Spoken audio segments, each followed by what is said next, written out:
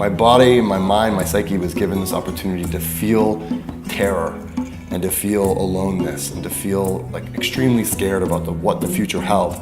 And then that fate was abated. This episode is sponsored by Etched Communication, a full-service public relations and crisis management firm. Connect with Etched via their website at etchedcom.com.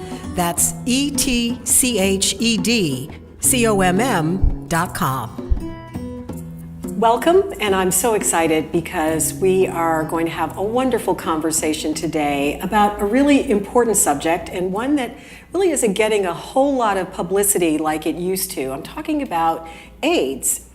We are joined today by Zachary Barnett, who is the founder of the Abzyme Research Foundation, correct? Thank you for pronouncing that correctly. Did I pronounce it correctly? Not everyone gets it on the first go. Really? Well, okay, so Zachary, tell us, what is the Abzyme Research Foundation and why did you start it? So I think first thing you got to know is Abzyme isn't a word in kind of common vernacular. Okay. And for most people who are curious what that is, a combination of two words that are somewhat abbreviated. Antibody in vernacular is usually abbreviated to AB, and zyme relates to enzyme. Enzyme, okay. So you're talking about a new kind of antibody that works like an enzyme. So we'll get into the science a little bit more later. Yeah. But I had the great opportunity to start a charity to help support really exciting work around HIV vaccine and therapeutic cure in 2011. And I've been working on supporting this approach that actually came out of University of Texas, Houston, over about 25, 30 years of work. And I've been working on this project now for about 10 years and helping bring it to clinical trials and hopefully to the world. So what is it about this project that's unique? What is it about Abzyme? Tell us, what makes it different? So I like to think about it in the scope of immunology as a whole, and especially vaccines. So when you think about all the big breakthroughs around vaccines, they've always been met with incredible controversy. So when you think about the first vaccine really ever created, smallpox, it was met with huge skepticism that you would actually be exposing people in some form to the virus in order to protect them. When you think about Jonas Salk and the polio vaccine, when he first put forth the largest field trial ever executed by the American public, when they tested his polio vaccine, it was the largest public health effort ever. And he was met with huge skepticism. And almost the entire established medical community told him he was going to fail in a written letter 2 weeks before the trial. And he succeeded, but in the long run, both him and his critics were right. So as we move further along into figuring out how diseases work and how can our immune system fight them, every time we have a big breakthrough forward, there's a huge wave of pushback that happens before that. And this team is really coming up with the understanding and the mechanism for a whole new category of abilities that our immune systems have and just need to be unlocked. So, are you a scientist yourself? I am now. You are now, but you're not by training. No, right? not by training. So how did you get here? Right. So I got here through some people would describe as a tragic event that turned into an incredible opportunity.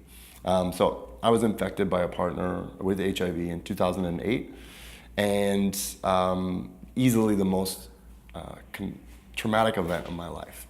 I remember, thinking all the terrible thoughts you would think, like I was gonna die, I was gonna wither, my youth would fade, my family would be disappointed, everything kind of cascaded in. And then I got some pretty incredible news shortly thereafter.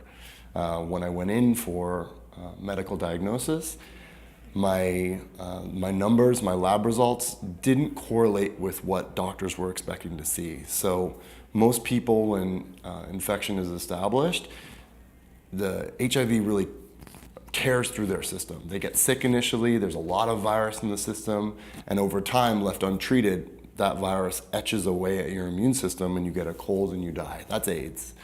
In my system, the situation was reversed. I had a very small level of detectable virus to begin with, and within 6 months, my body naturally fully suppressed it. So Wow. the condition is called elite controller. Very few people have it, but my body is able to actually fully suppress HIV without any medication. That's unbelievable. Yeah, it's pretty crazy. So I started volunteering my body as a kind of guinea pig for all of these trials and scientists who are working nationwide to try and figure out, what's the breakthrough, what's the next step. So let me back up for just a second. So you get the diagnosis, you go to get medical treatment, and you find out that you're an elite controller. Did Yeah. you ever feel sick? No. You never felt sick. So the only reason you even knew that you had the virus is because you were getting tested regularly, I would imagine. Yeah, I was a young gay man, it was a high risk group, and I think everyone in their 20s feels like they're somewhat invincible.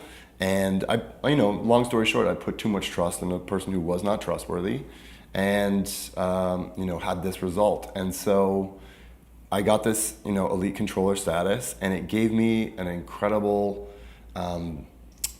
look. And when we talked earlier about preparing for this interview, look into the other, right? So Right. I was my body, my mind, my psyche was given this opportunity to feel terror and to feel aloneness and to feel like extremely scared about what the future held.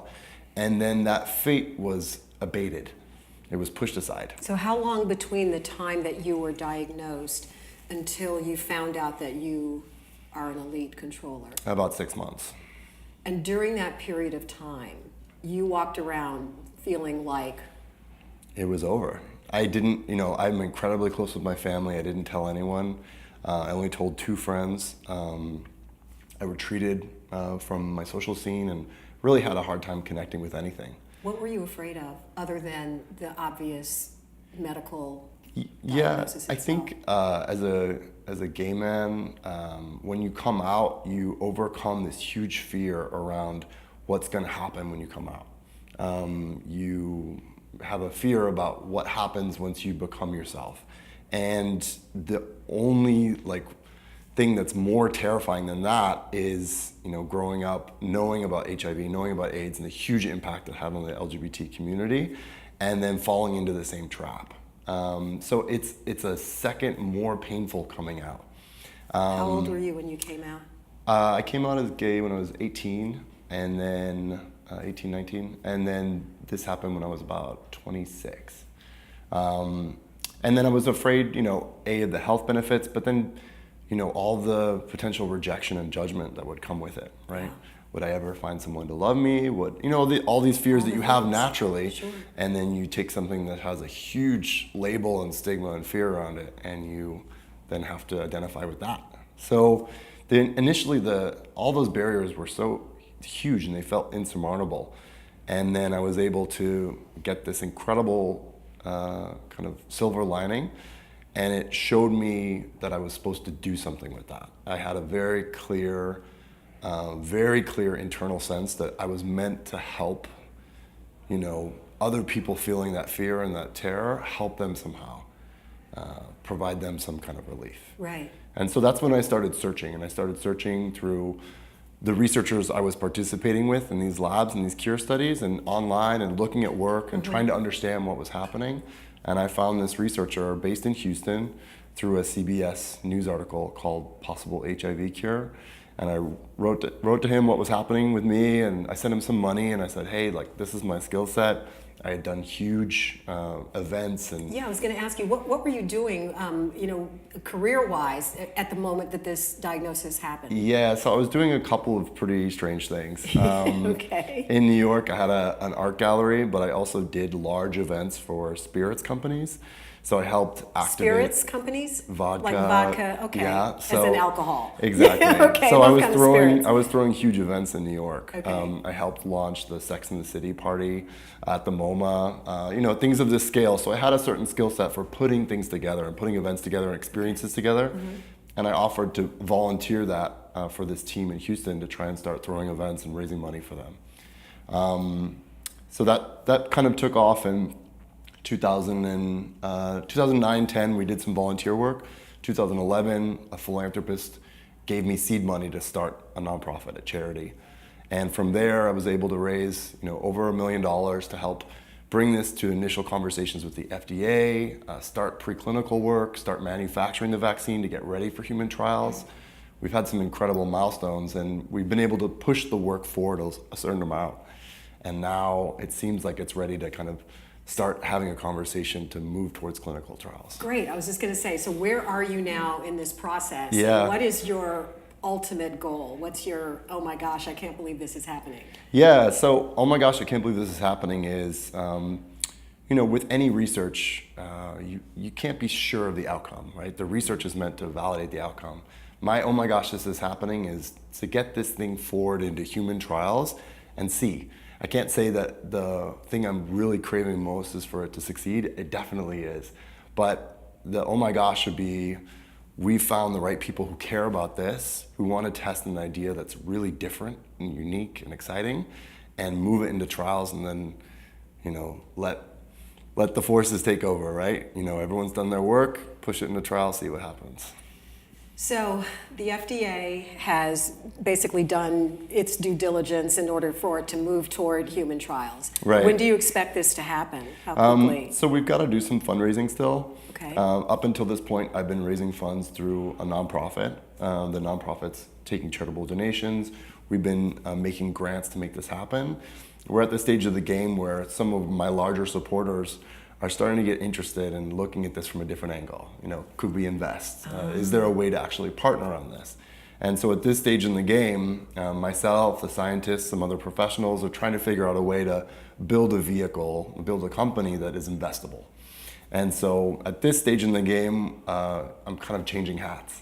I'm starting to move into a place where I can coordinate with people to really bring capital in a more powerful way. So for people who are watching or listening to this conversation today, particularly for those who are HIV positive, what's your message to them? That's interesting. So I think two messages. One, just about the experience.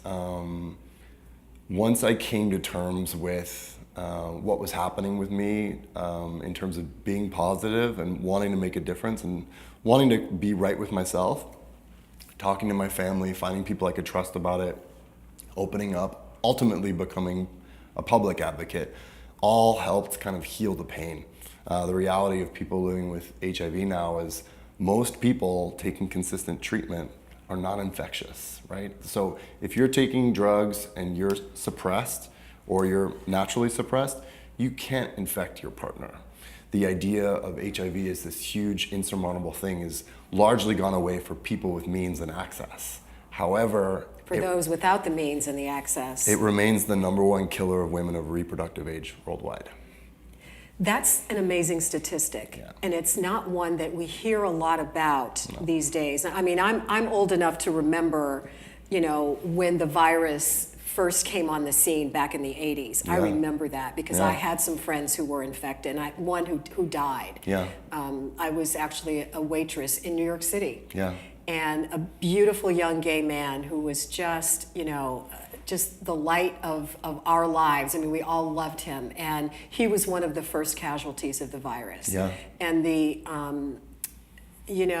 when I think about the stigma that went along with it and still does today, but it's not obviously so much time has passed. Treatment, back then there was no treatment. Yeah. And now, as you just said, there are treatments, and for those who have the access Yeah. and the resources to get the treatment, they're able to live pretty normal lives. Completely normal. But say that statistic again for those who didn't hear it the first time. Yeah, so HIV/AIDS still takes about over 1 million lives a year, somewhere between 1 million and 1.5 million. The majority, or over 50% of those, are women.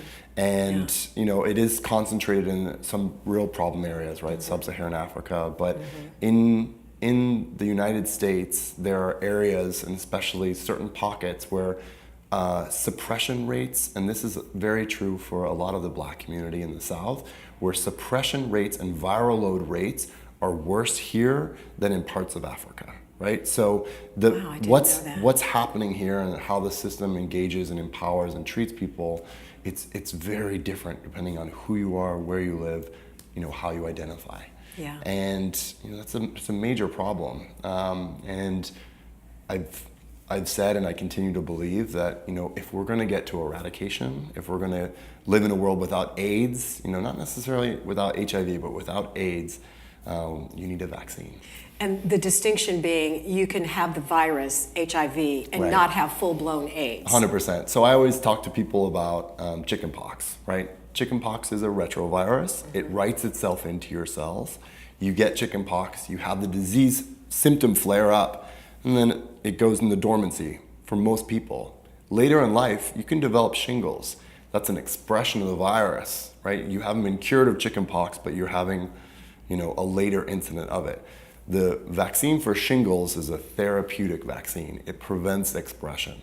And what we're doing with this candidate we're working on has an indication for a therapeutic vaccine. So not necessarily taking HIV out of every cell, but preventing the expression of HIV. Right. So doing a similar job as you would like to see with effective everyday medication through a vaccination. When we started talking about you doing this interview, and I was explaining to you, what this podcast is about in terms of why I decided to start it, and it's just wanting to give voice to stories like yours and all the millions of stories that are out there, in hopes that there's probably somebody watching right now or listening right now who has an idea of what it means to be HIV positive or for someone to have AIDS. And they probably have a stigma against it, okay? Sure. My hope with this interview is that whoever that person is out there who might have thought that when they first started watching or listening, Sure. that they're thinking about it in a different way now. Yeah. And that's, is that why you decided to do this interview and why you're so vocal about your experience? Because I know it wasn't easy to get to the point Right. where you could just be who you are and speak your truth and stand in it, Right. not knowing how people are going to react to you. Yeah, so I kind of see it as, struggles often provide gifts, right? And I think in my case, struggling with HIV, the gift is really that, like, with any health condition, you shouldn't feel shame about seeking help and being who you are and being accepted for who you are. And what's happened with HIV is so great because with treatment, you're not a danger to anyone, intimate or otherwise, and the stigma that was once there that people, had genuine fear over can be dispelled, but if people are willing to show themselves, right? So I think a little anecdote, a board member of mine at Abzyme Research Foundation and I met with a donor in Chicago, very successful 40-year-old man. And my fellow board member, is approaching his 60s, and they were talking about their shared experience of who'd been infected and had they known anyone who died. And the 40-year-old had said, well, I don't know anyone who's died of HIV. I know people who were positive, but I don't know anyone who's died of AIDS. And my board member, 20 years older, is like, I couldn't count all the people I lost, right? I have my journals from the 90s about addresses and names, and everything's just crossed out, right? So we've done it one huge leap. And I think to get to the next leap, those who are impacted by the virus should consider and should really embrace the idea of talking about it, bringing it forward into the light, engaging people, inviting them in to lose that shame and that discomfort, and bringing them in as allies. Part of the reason that maybe progress seems to have slowed down or we're not talking about it as much is people who are impacted, it's easier to stay silent. They don't want to invite the criticism and the stigma. But by doing that, you erase the presence of yourself affiliated with the virus, but also probably of others. So it's been important to bring it forward in order to try and confront that. People can be healthy. They're not a danger to you. This is a medical thing. And HIV, over the course of its research life, has helped so many other disease states, right? When we started looking at HIV in the 80s, the understanding of the immune system was really patchy, right? We didn't know what different cells did, how they operated. Because this virus lives and breeds and destroys the immune system, the gates open in terms of scientists really understanding how those mechanisms work. Those gifts have been passed on to cancer treatment, all various kinds of disease states treatment. So everyone's in this together. I think you're a believer of that. People are people, and health is something that we should be able to talk about, share, embrace without shame or stigma. What would be your advice to someone who is HIV positive, who is being, I guess, shunned in some way, or is being made to feel like the other? How would you suggest that they deal with and respond to situations as they present themselves? So I would say two things. One is the first piece of advice my doctor gave me: never disclose for anyone else. Don't disclose anticipating a reaction from someone, right? Disclose because you want to disclose, because it's important to you, because you're doing it as something for yourself.